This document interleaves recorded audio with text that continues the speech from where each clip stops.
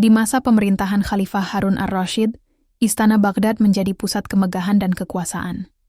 Namun hari itu, suasana berubah muram karena sebuah insiden besar.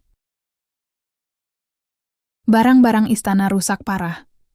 Vas-vas antik pecah, karpet mahal ternoda, dan lukisan kesayangan raja terjatuh dari dinding. Dan satu nama langsung disebut-sebut sebagai biang keroknya, Abu Nawas. Si cerdik yang selalu punya akal, tapi kali ini benar-benar membuat Baginda murka. Tangkap dia, masukkan ke penjara. Perintah Baginda dengan amarah membara. Tapi, tentu tak semudah itu menangkap Abu Nawas. Beberapa hari berlalu. Baginda merencanakan sesuatu. Ia tahu satu kelemahan Abu Nawas. Takut pada beruang.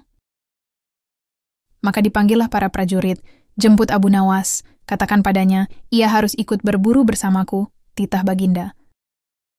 Abu Nawas pucat mendengar undangan itu. Berburu? Dengan beruang? Ia menggigil ketakutan, tapi tak berani menolak perintah raja. Hari itu rombongan kerajaan bersiap.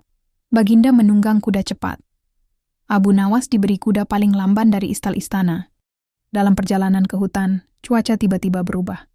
Langit mendung, angin menderu. Hujan tampaknya akan turun. Baginda memanggil Abu Nawas. "Tahukah mengapa engkau kupanggil?" tanya raja serius. "Belum tahu, tuanku," jawab Abu Nawas penuh takzim. "Sebentar lagi hujan. Kau kuberi kuda lamban, aku dan pengawal pakai kuda cepat. Kita bertemu di tempat makan siang.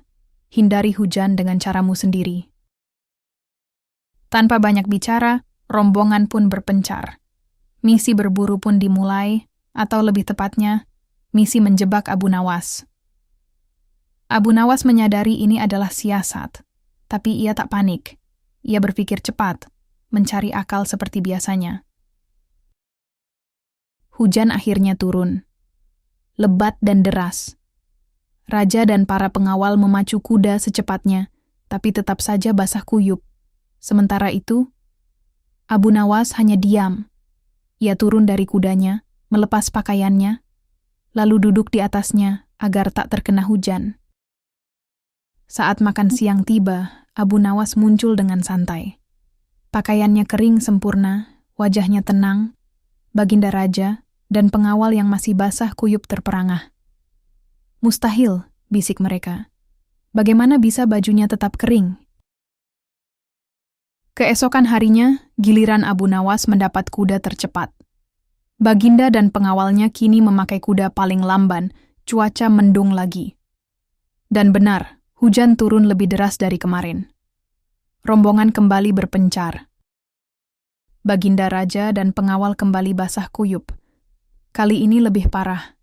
Abu Nawas sudah duduk santai di tempat peristirahatan. Pakaian Abu Nawas tetap kering. Bahkan rambut dan janggutnya tidak basah sedikit pun.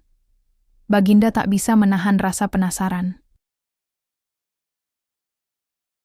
"Katakan, bagaimana kau bisa lolos dari hujan?"